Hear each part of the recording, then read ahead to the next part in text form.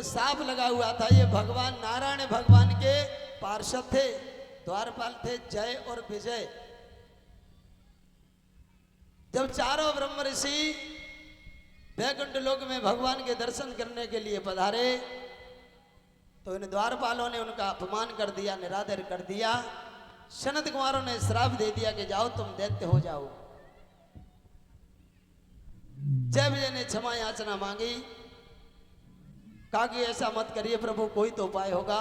उन्होंने जवाब दिया कि अब मैं शाप तो दे चुका हूं, दैत्य तो तुमको बनना पड़ेगा। इतना हो सकता है कि अगर आप भक्त बनकर जाना चाहें तो 7 जन्मों तक भगवान से दूर रह के पृथ्वी पर भक्ति करो, और दैत्य बन करके जाना चाहते हो तो 3 जन्मों तक भगवान से दूर रह करके पृथ्वी पर भजन करो।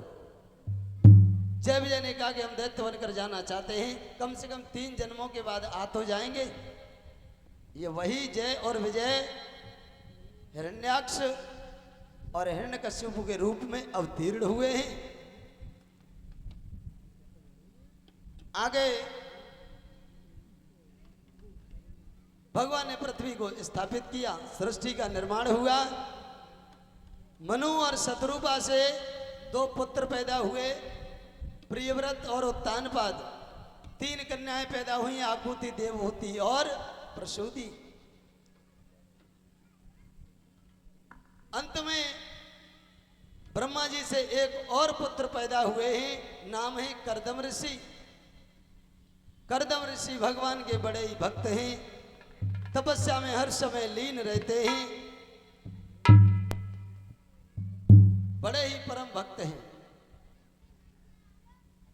भगवान चाहते हैं कि कर्दम ऋषि विवाह कर लें। क्यों?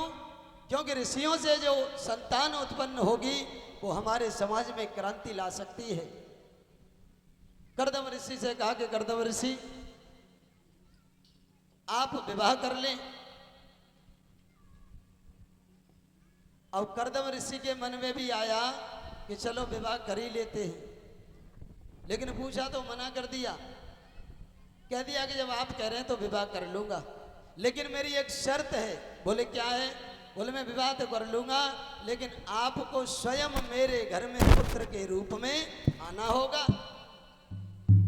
भगवान ने कहा ठीक है, मैं आपके यहाँ पुत्र के रूप में आऊंगा। शादी करने के लिए तैयार हुए। भगवत आज्ञा सिरोधार्य करके स्वयंभुव मनु अपनी बेटी को लेकर के, देवहूति को लेकर के कर्दम ऋषि के पास में आए हैं। कर्दम ऋषि ने कहा कि मनु महाराज, मैं आपकी बेटी से विवाह तो कर लूंगा, लेकिन मेरी एक शर्त है। बोले क्या? बोले मेरे एक पुत्र पैदा हो जाएगा, मैं तुरंत घर का त्याग करके वन के लिए चला जाऊंगा।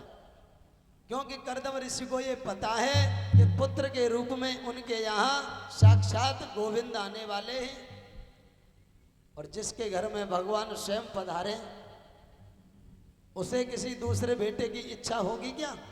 जिसको भगवान मिल गए उसको फिर क्या बचा है?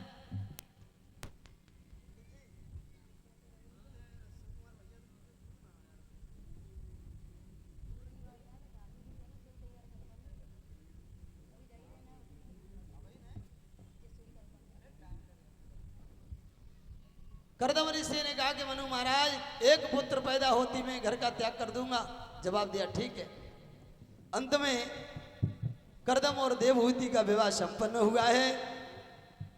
धीरे धीरे समय जात लागत नहीं वारा, देवहूति मैया कर्दम ऋषि की सेवा में उपस्थित रहती हैं, रोजाना सेवा करती हैं। काफी उम्र व्यतीत हो गई और धीरे धीरे कर्दम ऋषि के यहाँ 9 कन्याएं पैदा हो गई, लेकिन पुत्र पैदा नहीं हुआ। कर्दम ऋषि ने कमंडल उठाया, वन की ओर जाने लगे। देवहूति ने दोनों हाथ जोड़े, कहा कि महाराज, आपने कहा था कि पुत्र होने के बाद मैं जंगल में जाऊंगा, पुत्र तो पैदा हुआ नहीं, आप पहले ही चल दिए। अचानक कर्दम ऋषि को ध्यान आया कि मेरे घर में साक्षात गोविंद आने वाले हैं। रुक गए। करदम ऋषि के यहाँ 9 कन्याएं पैदा हुई और कन्याएं भी ऐसी वैसी नहीं जिन्होंने सारे जगत में क्रांति कर दी।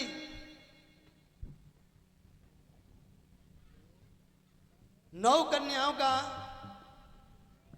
भली भांति करदम ऋषि लालन पालन करते हैं।